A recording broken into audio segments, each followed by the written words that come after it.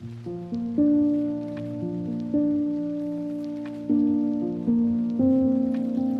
वालेकुम व्यूअर्स, कैसे हैं आप? उम्मीद करती हूँ खैरियत से होंगे।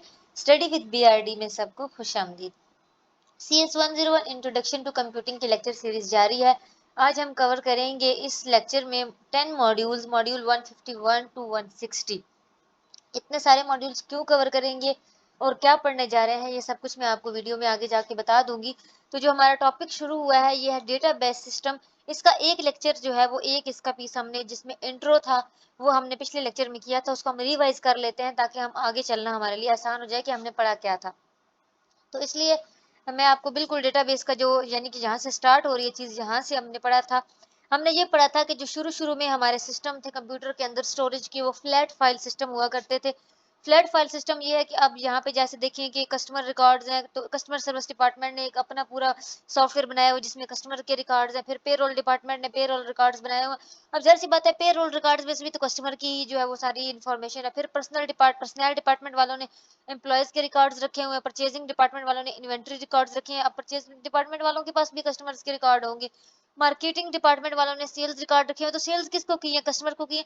यानी इस चक्कर में सबके अपने अपने सॉफ्टवेयर होते थे, हर डिपार्टमेंट के अपने अपने सॉफ्टवेयर, और डाटा रिपीटिशन बहुत ज्यादा थी। यानी एक ही चीज जो है वो बहुत सारे सॉफ्टवेयर में पड़े हुए थे और हर हर डिपार्टमेंट का अपना अपना सॉफ्टवेयर होता था। तो ये चीज, एक तो ये सिस्टम स्लो बहुत था, फिर अगर इस डिपार्टमेंट को दूसरे डिपार्टमेंट की कोई चाहिए मतलब कोई इन्फॉर्मेशन चाहिए तो बड़ा टाइम लग जाता था इन चीजों में। बड़ी मतलब बहुत सारी कह सकते हैं कि कॉम्प्लेक्सिटीज थी, या बहुत सारी जो है वो अनएफिशिएंसीज थी, आप कुछ भी कह सकते हैं। बहुत स्लो सिस्टम था, रिपीटिशन बहुत थी, रिडेंडेंसीज लफ्ज यूज होता है वो बहुत ज्यादा थी।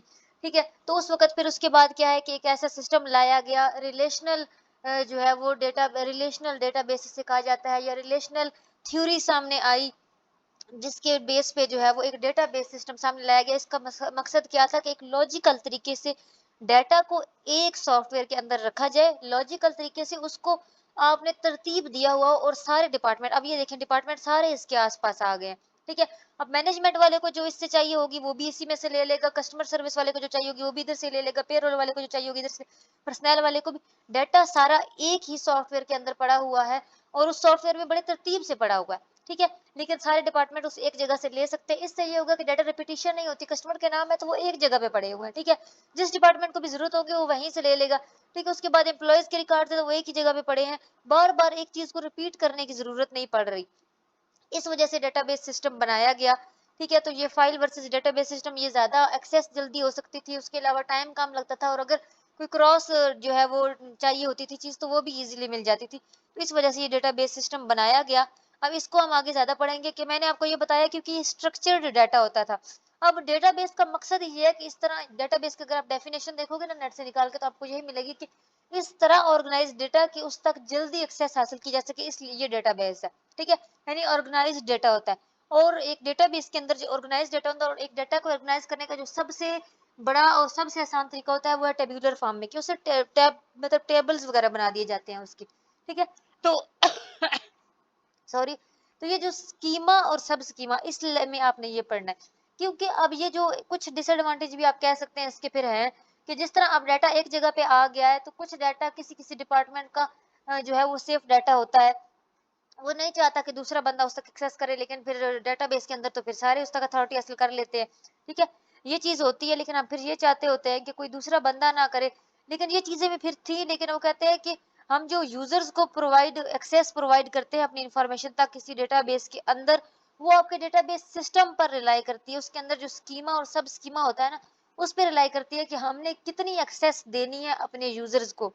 यानी जब एक डेटाबेस बनाई जाती है ना जिसके अंदर पूरा डाटा रखा जाता है, तो ये चीज खत्म करने के लिए कि कौन कितना डाटा ले सकता है, फिर डेटाबेस के अंदर जो स्ट्रक्चर बनाया जाता है ना, वो डिपेंड करता है। तो जो एंटायर डेटाबेस का स्ट्रक्चर होता है, जो डेटाबेस सिस्टम को मेंटेन करने के लिए यूज होता है, उसको ही स्कीमा कहते हैं। यानी कि आपका जैसा स्ट्रक्चर होगा ना, जैसे आपने बनाया होगा कि हाँ इस मेरी डेटाबेस का स्ट्रक्चर ऐसा होना चाहिए कि इसको मतलब इतनी इन्फॉर्मेशन फलां को मिले, तो वो जो आपने स्ट्रक्चर एंटायर बनाया है उसको स्कीमा कहा जाता है। ठीक है, अब ये जो google.com है, google.com पे अब आप देखें कि इसका स्कीमा और सब स्कीमा क्या है, कि आपको जिस इंफॉर्मेशन तक एक्सेस इन्होंने देनी होती है उतनी ही देते हैं, उससे ज्यादा नहीं देते। हम जब google.com करते हैं तो हमारे पास google.com.pk खुलता है, پورا google.com نہیں کھل جاتا, ہمارے پاس google.com.pk کھلتا ہے. تو یہ جو ایک پورا انٹائر ڈیٹا بیس کا جو اسٹرکچر ہے اس کو اسکیما کہتے ہیں, اور اس کا جو اگر ایک پورشن ہوتا ہے نا, ایک پورشن اس کو سب اسکیما کہتے ہیں. یعنی کہ اگر میں کہوں کہ google.com ایک پورا اس کا جو اسٹرکچر ہے وہ اسکیما ہے, اور google.com.pk جو ہے وہ اس کا سب اسکیما ہے, یعنی کہ پاکستان ریلیٹڈ جو ایک پورا ایک پورشن ہے تو وہ سب اسکیما ہے. تو یہ ہوتا کیا ہے, مینلی اسٹرکچر ہوتا ہے یوزر کی نیڈ کے لیے, پرٹیکولر اسٹرکچر بنائے جاتے ہیں یوزرز کی نیڈز کے حساب سے, ٹھیک ہے. یعنی کہ ڈیٹا کا جو اسٹرکچر ہے, انٹائر اسٹرکچر, اس کو اسکیما, اور اس کے ایک پورشن کو ہم سب اسکیما کہتے ہیں, ٹھیک ہے. نیکسٹ ہم جو چلتے ہیں آگے, تو نیکسٹ ٹاپک ہے ہمارا ڈیٹا بیس مینجمنٹ سسٹم, کہ یہ سسٹم کیسے چلتا ہے. تو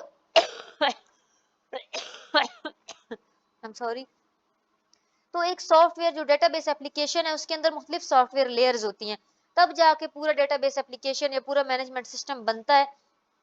جب ایک ڈیٹا بیس بناتے ہو تو وہ کتنی لیئرز اس کی امپلیمنٹیشن میں ہے. سب سے پہلے تو ایک یوزر ہے, یوزر بیٹھا ہوا یوز کر رہا ہے, تو وہ ایک اپلیکیشن کے ذریعے مطلب جو ہے وہ اس ڈیٹا بیس تک جو ہے وہ پہنچ رہا ہے. درمیان میں ڈیٹا بیس مینجمنٹ سسٹم ہے پورا جو مینج کر رہا ہے, اور پھر ایکچوئل ڈیٹا بیس ہوتی ہے, جیسا کہ یہ یہاں پہ آپ دیکھ رہے ہو یہ چیز. ابھی جو ڈیٹا بیس مینجمنٹ سسٹم ہے نا, یہ مختلف جو ہے ڈیٹا بیس مینجمنٹ سسٹم آ چکے ہیں. اب اپنے آپ کمپیوٹر کے اندر تب تک ڈیٹا بیس نہیں بنا سکتے ہو جب تک آپ کے پاس کوئی ڈیٹا بیس مینجمنٹ سسٹم نہیں ہوگا. ڈیٹا بیس مینجمنٹ سسٹم ہی وہ چیز ہے جو مینٹین کرتی ہے آپ کے ڈیٹا بیس کو, اس کو اسٹرکچر دیتی ہے, یعنی کہ اسکیما اور سب اسکیما. کتنے آپشنز ہوں گے, وہ جو آپ ڈیٹا بیس مینجمنٹ سلیکٹ کرو گے نا, وہ جتنا اچھا ہوگا اتنی ہی آپ کی ڈیٹا بیس اچھی ہوگی, ٹھیک ہے. اور پھر وہ کسی اپلیکیشن کی فارم میں آپ کے پاس ہوگا, جیسے کہ ایم ایس ایکسیس. اب ڈیٹا بیس کو پریکٹیکلی میں آپ کو جو ہے ایم ایس ایکسیس کا ٹاپک آگے ہمارا آئے گا, اس میں کر کے بھی دکھاؤں گی کہ ڈیٹا بیس بنتی کیسے, کیونکہ ایم ایس ایکسیس میں ڈیٹا بیس بن سکتی ہے.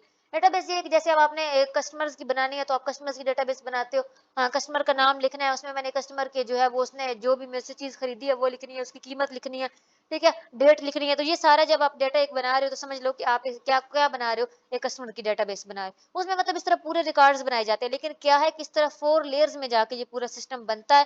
اور ڈیٹا بیس مینجمنٹ سسٹم ہی وہ ہوتا ہے جو آپ کی پوری ڈیٹا بیس کی ایکچوئل مینیپولیشن کر رہا ہوتا ہے, ٹھیک ہے. تو یہ ڈیٹا بیس مینجمنٹ سسٹم کے بغیر کچھ نہیں ہو سکتا. Application soft where directly manipulate نہیں کرتی. یہ اپلیکیشن سافٹ ویئر جو ہوتے ہیں, جو ایپس وغیرہ جیسے کہ ایم ایس ایکسیس ہے, تو ایک ایپ ہے, لیکن اس کے پیچھے جو ڈیٹا بیس مینجمنٹ سسٹم ہوگا نا, وہ ایکچولی پوری چیزوں کو مینیپولیٹ کر رہا ہوگا, جو ایکچوئل ڈیٹا بیس آپ بنا رہے ہوتے ہو.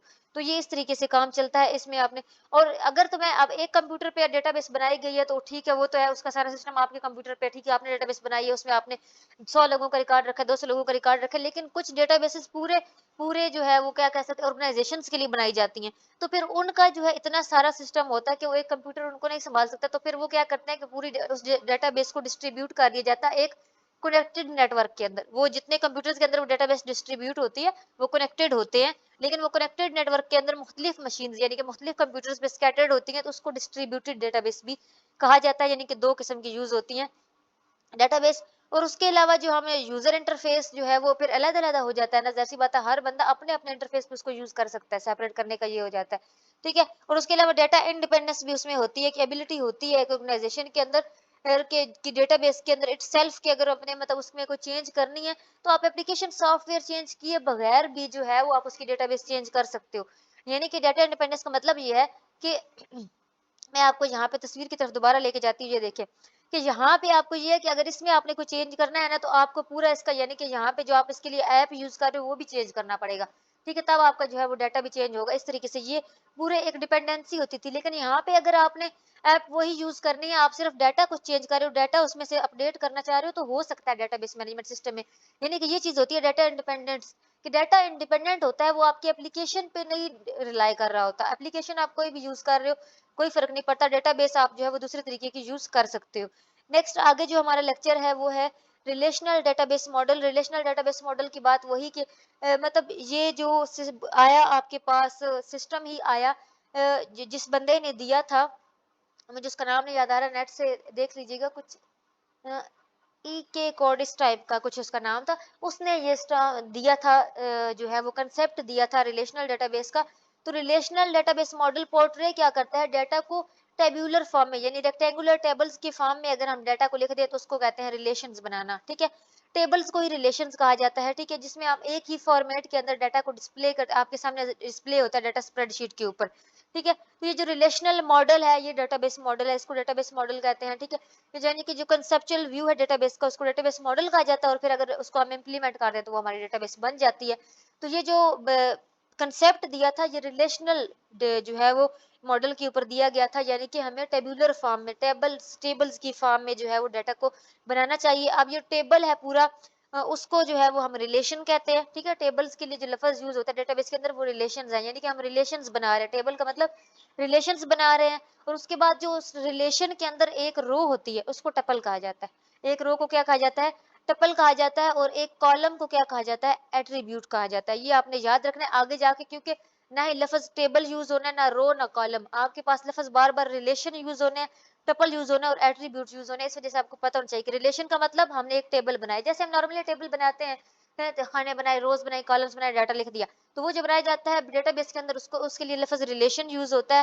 ٹپل لفظ جو ہے وہ ایک رو کے لیے یوز ہوتا ہے, اور ایٹریبیوٹ کا لفظ ایک کالم کے لیے یوز ہوتا ہے. ٹھیک ہے, تو پھر ہر جو ہے وہ جب ہم کرتے ہیں انٹری اس کے اندر ریلیشن کے اندر, تو کچھ ایٹریبیوٹس اس کی بنائی جاتی ہیں, یعنی کہ کچھ ٹپلز بنائی جاتی ہیں, تب جا کے وہ پورا ریلیشن بنتا ہے. یہاں پہ انہوں نے وہی بات سمپل سی مثال دی ہوئی ہے, یہ دیکھیں. اب یہ جو ہے وہ اس کے کہہ سکتے ہیں آپ کے ایٹریبیوٹس ہیں, اور یہ اس کی ٹپلز ہیں. ٹھیک ہے, یہ ٹپلز ہیں, یہ ایٹریبیوٹس ہیں. تو اس طریقے سے جو ہے یہ جو پوری ایک ریلیشن بنی ہوئی ہے, یہاں پہ انہوں نے اس کی ایگزامپل آپ کو دکھا دی ہے. اب ایشوز کیا ہیں, دیکھیے کمپیوٹر سسٹم کے اندر ایسا ہے کسی چیز کو بھی آپ پرفیکٹ نہیں مان سکتے ہو. پہلے ایک چیز تھی اس میں کچھ کمزوریاں تھی اس کی, تو یہ ایک نئی چیز سامنے آئی, اب اس کی بھی کچھ کمزوریاں ہوں گی, پھر آگے چیزیں چلے گی. تو یعنی کہ کمپیوٹر میں کیونکہ جدت آتی جا رہی ہے اور چیزیں آگے کی آگے ہوتی جا رہی ہیں, اس وجہ سے اس میں آپ یہ کہہ ہی نہیں سکتے کہ ہاں یہ ایکسٹریم لیول ہے اس کا اور اس سے آگے تو کچھ کام ہو ہی نہیں سکتا, یہ نہیں ہے. تو اس کی بھی کچھ جو ہے وہ کمزوریاں تھی, یا کہہ سکتے ہیں کہ ریلیشنل ڈیزائن کے بھی کچھ جو ہے وہ ایشوز تھے. آپ وہ کہہ سکتے ہیں کہ وہ یہ ہے کہ مطلب آپ نے جب ایڈیشن کرنی ہے, آپ نے ریلیشن کو کنٹین کرنا ہے, اگر ہم کچھ انکلوڈ کرتے ہیں انفارمیشن, تو ہمیں جو ہے وہ باقاعدہ اس سے ریلیٹڈ بھی, یعنی کہ ہمیں اگر نیم, address, identification number, social security number, ہر چیز, ہر انفارمیشن اگر اس کے اندر کنٹین کرنی ہے, آپ کو سیورل ٹپلز بنانی ہے, ٹیبل بنانا ہے, تو اس کے لیے آپ کو ریڈنڈنسی کو کم کرنا پڑے گا. اس میں بھی کسی نہ کسی حد تک ریڈنڈنسی ہے کہ ڈیٹا آپ کا جو ہے وہ کسی نہ کسی حد تک ریپیٹ ہوتا ہے. اس کے اندر بھی یہ پرابلم ہے کہ ریلیشنز جب آپ بناتے ہو تو کچھ جو آپ کی ایٹریبیوٹس ہوتی ہیں کالمز کے اندر, وہ ایسی ہیں جو ریپیٹ ہو رہی ہوتی ہیں, بار بار ریپیٹ ہو رہی ہوتی ہیں. یہاں پہ انہوں نے وہی چیز بتائی ہوئی ہے کہ یہ دیکھیں فلور مینیجر کی یہاں بات ہوئی ہے, دوبارہ سے پھر فلور مینیجر کی بات ہو رہی ہے, یہ بھی دونوں ریپیٹ ہو رہے ہیں. لیکن وہ کہتے ہیں کہ بار بار ڈیٹا اس میں بھی ریپیٹ ہوتا ہے کسی حد تک, یہ بھی اس کی بھی پرابلم ہے. ٹھیک ہے, بہرحال کوئی بڑی اس کی پرابلم ہے نہیں, لیکن یہ ہے کہ کہیں کسی حد تک ڈاٹا اس میں بھی ریپیٹ ہوتا ہے, اور اس چیز کے لیے پھر آگے کام کیا جا رہا ہے. اس میں سے ویسے کچھ امپورٹنٹ نہیں ہے, اس ٹاپک میں سے آپ نے کچھ نہیں کرنا. یہاں پہ مین چیز انہوں نے وہی بتائی ہے کہ آپ کا ڈاٹا ایک میں پھر دوسرے میں جا کے کہیں نہ کہیں ہوتا ہی ہے. کہ یعنی کہ اگر آپ نے ایک ریلیشن جاب کی بنائی ہے, ایک آپ نے سب کے ناموں کی بنائی ہے, پھر ان ناموں کی جب آپ ان کی جابز لکھ رہے ہو, ریلیٹڈ جابز لکھ رہے ہو, تو اس میں پھر ان کے ناموں کی ریپیٹیشن آئے گی. پھر آپ ان کے کام لکھ رہے ہو تو پھر اس میں ان کی کوڈنگ کی جو ہے وہ ریپیٹیشن آئے گی. تو یہ چیز جو ہے وہ ریپیٹیشن یعنی کہ اس میں بھی آتی ہے. پھر اس کے بعد جس طرح ہم نے یہ دیکھا تھا کہ پروگرامنگ لینگویج ہم لکھتے ہیں تو اس کے لیے بھی کچھ اس کے آپریٹرز ہوتے ہیں, ہم نے پڑھے تھے لاجیکل آپریٹرز ہوتے ہیں.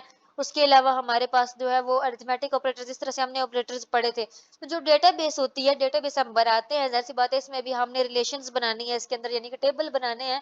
تو ریلیشن بنانے کے لیے ہمیں جو ہے کیا یوز کرنا پڑے گا, ہمیں بھی کچھ آپریٹرز یوز کرنے پڑیں گے. آپریٹرز جو یوز ہوں گے اس میں وہ ہم نے پڑھنے ہیں. وہ آپریٹرز ہیں جو ہے وہ آپ کہہ سکتے ہیں کہ سلیکٹ آپریشن ہو گیا, اس کے علاوہ جو ہے وہ نیکسٹ کیا کہہ سکتے ہیں, مطلب آگے جا کے میں آپ کو بتاتی ہوں. تو سب سے پہلا جو اس کے اندر ہے وہ سلیکٹ آپریشن ہے. سلیکٹ آپریشن کس لیے یوز ہوتا ہے؟ سلیکٹ آپریشن آپ کا یوز ہوتا ہے آپ نے ڈیٹا کو کہیں دوسری جگہ موو کرنا ہو, ریٹریو کرنا ہو. ٹھیک ہے, تو اس کے لیے سلیکٹ آپریشن یوز ہوتا ہے. یعنی کہ فار ایگزامپل آپ کے پاس یہ پوری ایک مطلب ڈیٹا موجود ہے, 3 لوگوں کا ڈیٹا ہے, امپلائی کی آئی ڈی لکھی ہوئی ہے, پھر امپلائی کا نیم لکھا ہوا ہے, اس کا ایڈریس ہے, اس کا ایسا نمبر لکھا ہوا ہے. یہ 3 لوگوں کا ڈیٹا آپ کے سامنے موجود ہے, سو آن اسی طرح ڈیٹا ہوگا. ٹھیک ہے, یہ ایک امپلائی کے ریلیشن بنا ہوا ہے, یعنی کہ ایک امپلائی کا ٹیبل ہے. ٹھیک ہے, یہ اس کے نیچے کی طرف ایٹریبیوٹس ہے, یہ اس کے ٹپلز ہیں. تو جب آپ نے کسی ایک ٹپل کو یعنی کہ ایک رو کو ایکسٹریکٹ کرنا ہو, اس ٹیبل سے نکال کے آپ نے اس کا ایک نیا ریلیشن بنانا ہو, تو اس وقت جو سلیکٹ آپریشن یوز ہوتا ہے اس کو سلیکٹ آپریشن کہتے ہیں. اور یہ دیکھیں کہ نیو یعنی کہ نیو ہم نے ایک ریلیشن بنانا ہے اور ہم نے سلیکٹ کرنا ہے. سلیکٹ کر دیا ہم نے فرام امپلائی, امپلائی ریلیشن سے ہم نے سلیکٹ کیا ویئر, جہاں پہ امپلائی کی آئی ڈی لکھی, ہم نے امپلائی کی آئی ڈی لکھی ہو, یعنی کہ اس آئی ڈی والا جتنا ڈیٹا ہے نا, یعنی کہ ایک ٹپل میں جتنا ڈیٹا ہے وہ سارا ہم نے کیا سلیکٹ کیا ہے, مطلب کہ یہاں سے ہٹا کے ایک نیو اس کی ٹپل بنانی ہے. تو یہ دیکھیں یہاں پہ یہ ڈیٹا تھا, یہ ہم نے اس کا آپریشن لکھا, آپریشن لکھنے کے بعد کیا ہو گیا, یہ دیکھیں نیو ریلیشن بن گئی جس میں یہ والا ڈیٹا ایز اٹ از اس بندے کی آئی ڈی, اس کا نیم, اس کا ایڈریس, اس کا SSN نمبر نیچے بن چکا ہے. سلیکٹ آپریشن یہ کرتا ہے کہ آپ کے پورے ایک بنے ہوئے ڈیٹا میں سے ایک اگر ٹپل کو جو ہے وہ آپ نے علیحدہ کرنا ہو اور ایک نئے جو ریلیشن بنانی ہو تو اس کے لیے سلیکٹ آپریشن یوز ہوتا ہے. نیکسٹ آپریشن ہے ہمارا پروجیکٹ آپریشن. ٹھیک ہے, جس طرح سلیکٹ آپریشن ایک رو کو ایکسٹریکٹ کرتا ہے, علیحدہ کرتا ہے ایک ریلیشن کے اندر سے, اسی طرح جو پروجیکٹ آپریشن ہے یہ ایک کالم کو ایکسٹریکٹ کرنے کے لیے یوز ہوتا ہے. جیسا کہ اب یہاں پہ نیو ٹو یعنی کہ 2 نئے کالم بنانے ہیں ہم نے, پروجیکٹ یعنی کہ پچھلے کالمز میں سے 2 کو علیحدہ کرنا ہے.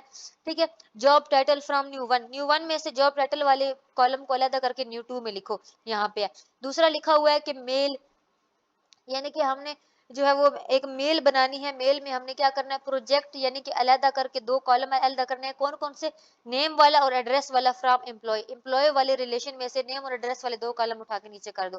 اب یہاں بھی دیکھو یہ امپلائی کی ریلیشن ہے, اس کے اندر نیم اور ایڈریس والی, جب ہم نے یہ لگایا کہ میل project name address from employee, یعنی کہ امپلائی والے ریلیشن میں سے نیم اور ایڈریس والی کو پروجیکٹ کرو. تو پروجیکٹ کا مطلب کیا تھا کہ ان دونوں کالمز کو لا کے نیچے میل ریلیشن میں لکھ دو. ہم نے میل کے نام سے ایک ریلیشن بنایا اور اس میں نیم اور ایڈریس یہ دیکھیں نیچے آ چکا ہے. تو یعنی پروجیکٹ کیا ہے, کالمز کو علیحدہ کرنے کے لیے یوز ہوتا ہے, اور سلیکٹ آپریشن کس لیے, روز کو علیحدہ کرنے کے لیے یوز ہوتا ہے. یہ آپ کو جسٹ ان کے نیمز اور یہ جو جس طرح یہ لکھنے کا جو فگر تھا نا, یعنی اس کو لکھنے کا طریقہ یہ والا, یہ ایز اٹ از پیپر میں آ جاتا ہے, یہ آپ کو پتا ہونا چاہیے. ٹھیک ہے, اسی طریقے سے سلیکٹ والے کا بھی, اور باقی یہ کہ پروجیکٹ والا کس لیے یوز ہوتا ہے اور سلیکٹ والا کس لیے یوز ہوتا ہے. تیسرا آپریشن ہے جوائن آپریشن.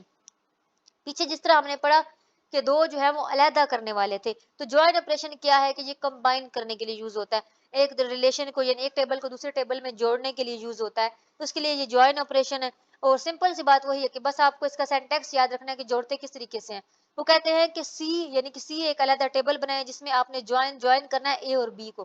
ٹھیک ہے, اے اور بی کو جوائن کرنا ہے آپ نے, اور اے اور بی کے کون کون سے جوائن کرنے ہیں, اے کا ڈبلیو والا کالم یعنی کہ اے کا ڈبلیو میں جو لکھا ہوا ہے اور بی کے ایکس میں جو لکھا ہوا ہے اس کو جو ہے وہ اکٹھا کر دو. یہاں پہ انہوں نے کہا ہے.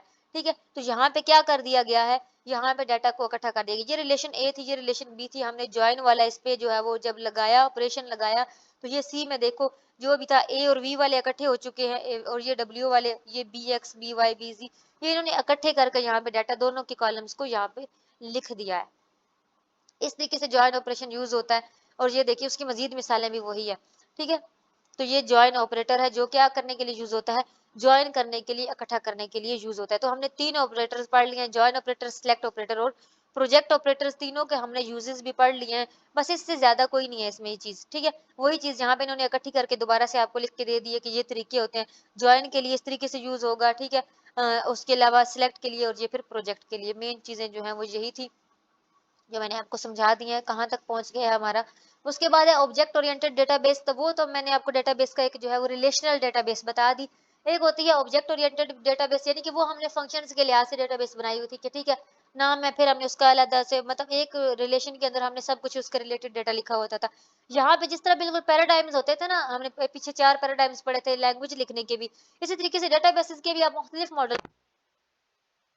ہم نے ایک ریلیشنل ڈیٹا بیس پڑھی, اب ہم جو آبجیکٹ اورینٹڈ ڈیٹا بیس پڑھ رہے ہیں. آبجیکٹ اورینٹڈ ڈیٹا بیس بھی ایک علیحدہ ماڈل ہے, ایک علیحدہ پیراڈائم ہے آپ کہہ سکتے ہیں, جس میں ہم آبجیکٹ اورینٹڈ طریقے سے جو ہے ڈیٹا بیس بناتے ہیں, یعنی آبجیکٹس کے طریقے سے ہم نے جو ہے وہ ریلیشن شپ دکھانا ہوتا ہے ایک ڈیٹا بیس کے اندر. یعنی کہ وہاں پہ ہم کیا کرتے تھے کہ ایک اگر ہم نے ٹیبل بنایا تو اسی کے اندر ہم نے امپلائی بھی لکھ لیا, امپلائی کا نام لکھ لیا, امپلائی کی آئی ڈی لکھ لی, امپلائی کا ایڈریس لکھ لیا, امپلائی کی جاب لکھ لی, سب کچھ لکھ لیتے تھے.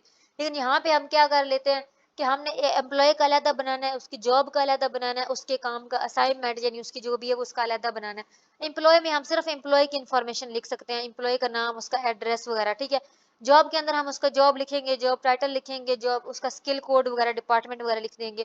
ٹھیک ہے, اسی طرح اسائنمنٹ آپریٹر کے اندر یعنی کہ اس کے اسٹارٹنگ ڈیٹ, ٹرم ڈیٹ وغیرہ جو بھی ہوگی وہ چیزیں لکھ لیں گے. ٹھیک ہے, تو یہ ساری چیزیں یعنی کہ ہم نے آبجیکٹس کے لحاظ سے, آبجیکٹس جو بنتے ہیں یعنی کہ ریئل لائف ٹائم آبجیکٹس جو ہوتے ہیں اس لحاظ سے ہم نے یہاں پہ ریلیشنز بنانے ہوتے ہیں.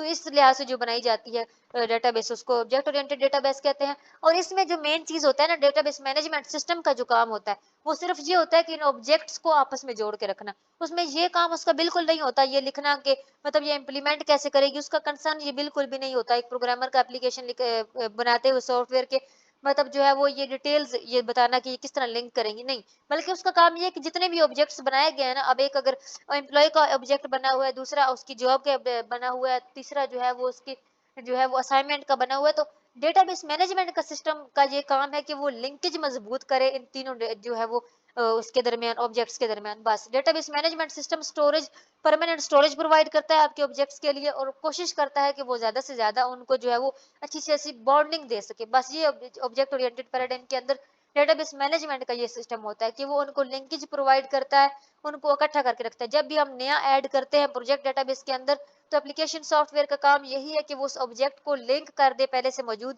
ڈیٹا بیس کے ساتھ, بس یہ کام ہوتا ہے. تو نیکسٹ جو ہم اس میں کرنے جا رہے ہیں وہ ہے مینٹیننگ ڈیٹا بیس انٹیگریٹی. اب ظاہری سی بات ہے اگر تو ایک چھوٹی سی ڈیٹا بیس ہے یعنی کہ آپ کا اپنا کمپیوٹر ہے نا, تو آپ نے اس میں کچھ ڈیٹا رکھا ہوا اس کے لیے ڈیٹا بیس بنائی ہوئی ہے, تو اس میں اگر کوئی ڈیٹا آپ کا جو ہے وہ مطلب کوئی ایک فائل کریش ہو بھی جاتی ہے تو آپ اس کو مطلب آپ کا کوئی اتنا بڑا وہ نقصان نہیں ہے, ٹھیک ہے, آپ اس ڈیٹا کے لیے بیک اپ کاپی مطلب اس کے ری لوڈ کر سکتے ہو ایزیلی, ٹھیک ہے. پرابلم آ جاتی ہے تو یوزر جو ہے اس کو کریکٹ کر سکتے ہیں آسانی سے, ٹھیک ہے. ڈائریکٹلی آئٹمس کو جو ہے وہ ایررز ان کے دور کر سکتے ہیں, ری لوڈ کر لی ڈیٹا بیس کو اور بیک اپ سے پھر اس کی کاپی نکالی ڈیٹا کی, تو کاپی پھر اس کو اپ ٹو ڈیٹ کر لیا. یہ چیز مطلب بے شک اس میں تھوڑی سی آپ کو مشکل ہوتی ہے لیکن آپ کی جو ہے وہ کوئی پیسہ نہیں لگتا اس میں, ٹھیک ہے, تو وہ اتنی بڑی کوئی انکنوینئنس نہیں ہے اٹ سیلف. اس صورت میں تو اتنا بڑا کوئی نقصان نہیں ہے کہ فائنینشیل لاس نہیں ہوتا, فائنینشیل لاس بھی لمیٹڈ ہے اور کچھ ریسٹرکٹیڈ لوگ اس میں شامل ہوتے ہیں. لیکن جب آپ کی ڈیٹا بیس سمجھ لو کہ میں نے جس طرح پیچھے ڈسٹریبیوٹیڈ ڈیٹا بیس کہا تھا, کمرشل ڈیٹا بیس ہو, آپ کی ملٹی یوزرز ہو, اور آپ کو پتا ہے کہ اسٹیک بہت ہائی ہے اس ڈیٹا بیس کے پیچھے, اتنے لوگوں کا ڈیٹا ہے, اس میں اتنا سب کچھ ہے کہ اگر اس میں ذرا سا بھی کوئی چیز کریش ہو گئی, کوئی ڈیٹا مس ہو گیا تو کروڑوں کا لاکھوں کا نقصان ہو جائے گا. اس وقت آپ بالکل بھی یہ چیز جو ہے وہ افورڈ ہی نہیں کر سکتے ہو کہ اس میں ذرا سا بھی ڈیٹا لوز ہو جائے یا تھوڑی سی بھی انکریکٹنس آ جائے. تو اس سچویشن میں اس انوائرمنٹ میں کیا ہوتا ہے کہ ڈیٹا بیس مینجمنٹ سسٹم کا سب سے بڑا رول یہ ہوتا ہے کہ وہ آپ کے ڈیٹا بیس کی انٹیگریٹی کو گارڈ کرے, یعنی کہ وہ یہ دیکھے کہ سیکیورٹی آپ کے ڈیٹا بیس کی اچھی ہے, کیونکہ یہ چیز ڈیٹا بیس مینجمنٹ نے سسٹم نہیں سنبھالنی ہے, ٹھیک ہے. تو اس سچویشن میں پھر کیا ہوتا ہے کہ ڈیٹا بیس سیکیورٹی جو ڈیٹا بیس مینجمنٹ سسٹم جو ہوتا ہے وہ ڈیٹا بیس سیکیورٹی آپ کو پرووائڈ کرتا ہے ساری پرابلمس کے دوران, کہ کوئی ریزن کوئی بھی کہیں پوری کمپلیٹ سے کوئی ایک پورشن بھی جو آپ کے ڈیٹا کا ہے وہ جو ہے وہ اتنا آپ کا کریش نہ ہو, اور یا پھر انفارمیشن ان ایکوریٹ نہ ہو آپ کے ڈیٹا بیس کے اندر, یا پھر کوئی تیسرا بندہ اس کو آپ کی الاؤ کیے بغیر ایکسیس نہ کر سکے. یہ ساری چیزیں بھی جو سنبھالنا, ڈیٹا بیس کی سیکیورٹی کو مینٹین کرنا بھی جو ہے وہ ڈیٹا بیس مینجمنٹ سسٹم کا کام ہوتا ہے, اور یہ سب سے زیادہ ضروری اور کنسرنیبل تب ہوتا ہے جب آپ کی ڈیٹا بیس کمرشل ہوتی ہے یا پھر بڑے لیول پہ ہوتی ہے. I am sorry. تو یہ آج کی اس لیکچر میں نے اس لیے سارا یہ کور کیا کیونکہ اس میں سے نا آپ کا بہت زیادہ لینتھی جو میں کہوں یا پھر لانگ ٹاپک نہیں آتا, چھوٹی چھوٹی ڈیفینیشنز آ سکتی ہیں, جس طرح اس کے آپریٹرز تھے پیچھے سلیکٹ آپریٹر آ جائے گا, یا پھر اسائنمنٹ آپریٹر, یا پھر پروجیکٹ آپریٹر, اس طرح کا کوشچن آ سکتا ہے, یا پھر آپ سے ڈیفینیشن کی حد تک آ سکتا ہے. باقی اس سے لانگ ٹاپک اس میں سے نہیں آتا, اس وجہ سے میں نے کوشش کی کہ کیونکہ مجھے فائنل تک آپ کا سلیبس کور کروانا ہے تو میں نے اس کو جو ہے وہ آج 10 کے 10 ٹاپکس کو ایک ساتھ کر دیا. کل انشاءاللہ اس ٹاپک کو ہم مزید جو ہے وہ ختم کر کے ایک نیکسٹ ٹاپک کو شروع کر چکے ہوں گے نیکسٹ لیکچر میں. آئی ہوپ آپ کو آج کا لیکچر سمجھ میں گیا ہوگا. کوئی کنفیوژن ہو تو کمنٹ باکس میں پوچھ لیجیے گا. دعا میں یاد رکھیے گا. اگلی ویڈیو تک کے لیے اللہ حافظ.